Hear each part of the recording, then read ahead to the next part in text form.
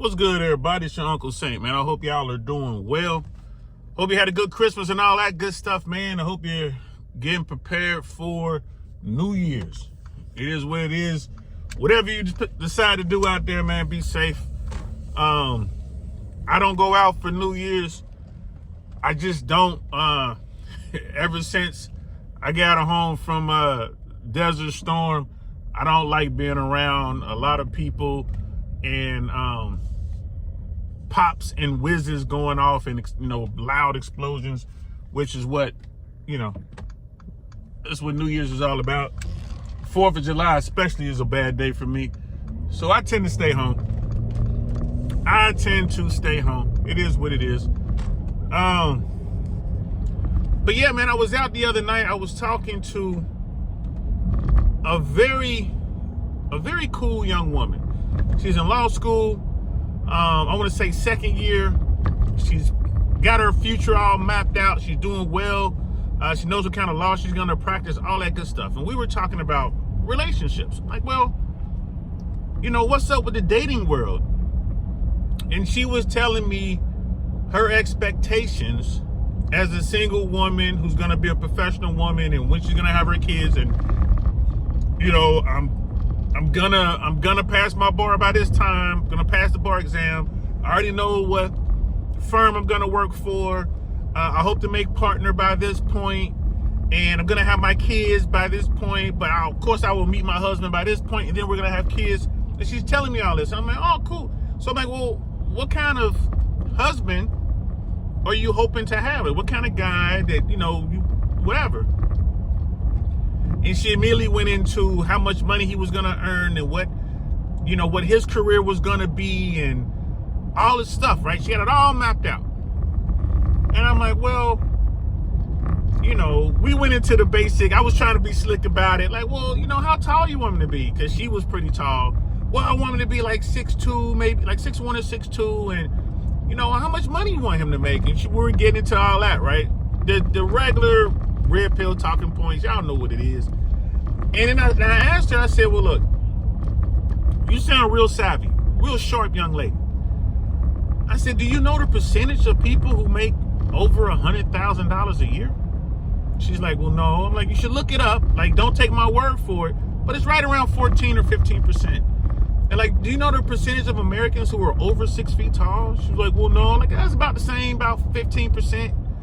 Give or take. And that's all Americans, men, women, married men, gay men, everybody. And she's starting to sit there and it's starting to slowly sink in. It's like, so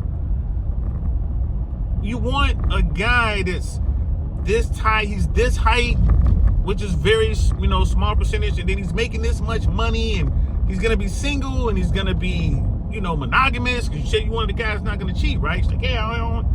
Okay. I'm like, your odds of doing that are very difficult. And then she kind of sat down and, this conversation lasted a couple hours. And by the end of the conversation, she was like, oh my God, you're right. And she's like, well, what should I do? And I told her, I'm like, you need to formulate a dual strategy. You need a dual strategy here. On the one hand, yes, secure your future. You're just about done with law school. Don't waste all that money you've invested. Secure that. Get that going. That's a good plan. But if you intend on being a mom and you want to have children, you're going to have to modify that plan. And your secondary objective is to find that man now. You can't wait until he has become the guy that you want. Because if you wait for him to become that guy, he may not want you. Because now he's one of the most sought after men on the planet, certainly in the country. And she just kind of sat there and like, get him now. Start talking to these young men in law school. I told her, I was like, you really needed to start doing this in undergrad.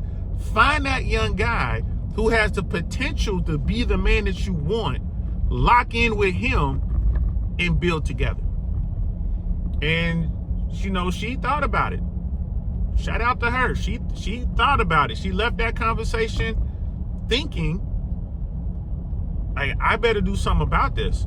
And of course, we went into what men want. Like, if you want a top 3% guy, we went into what he wanted, and she couldn't believe what I was saying. We're in an event where there's a bunch of beautiful women walking around. I'm like, he wants her or her or her. And she's like, well, why? I mean, I'm going to be a lawyer. And I was like, look, it doesn't matter to him. How much money you make doesn't mean anything to him. You know, your accomplishments don't really, you know, as far as your corporate accomplishments or what you've done in the workplace means nothing. He doesn't care if you have a master's degree or a doctor's degree. He doesn't care about all the letters behind your name. He wants a beautiful woman by his side. He wants a woman that brings him peace. He wants a woman that is going to follow his lead. That's what he wants. You're looking for the tip of the spear alpha guy, and you have no idea what he wants. And I'm here to tell you, he doesn't want an alpha woman. So shout out to her. I'm not going to use her name. Don't want to embarrass her. Shout out to her. And she listened to the conversation, and hopefully she will modify her objectives so she can have the life that she is planned for. But ladies, you guys really need to think about this whole alpha chick boss babe thing. There's nothing wrong with it. If you want to get out there and get it, get it. If you want to be the man you've always wanted, by all means, do that. Shout out to Rollo Tomasi. If you want to be that guy, be that guy. But understand, that guy is not going to be interested in a long-term relationship with you. You're too alpha. He's going to want a woman who can cater to him, help him grow, and follow him. He doesn't want a woman he has to fight when he comes home. He's fighting every day. He's fighting in the world. He does not want to come home and have to fight his woman. It's not going to happen. And women, there's no way to turn that off. If you're an alpha chick, a boss babe, you cannot turn it off. It just doesn't work that way. It's like asking me to turn off my masculinity. I can't do it. I won't do it. It's not going to happen. So just keep that in mind. Food for thought for you ladies out there. It's tough, I know. And if you want to be the alpha and you still want to get your career locked down and make the bread and do all that, get the bag, that's fine. Chances are you're not going to be able to lock down the guy that you think you're going to get. The guy who has reached those heights financially just like you. You're going to have a hard time locking him down. You can smash him. He'll have fun with you, but he's probably not going to want to lock it down with you. This whole notion of a power couple, that's not a real thing, y'all. It's not a real thing. We're just two alphas at the top of our kingdom that we've built. It's not a thing. It's not a thing. So let me know what you think in the comments below. Am I crazy? Is there any truth in what I'm saying? You think I'm out of my mind? I would love to hear from you. I hope you guys have a very, very, very happy holiday season and a great new year. I wish you all the best. I'm DL Saint. Talk to y'all later. Peace.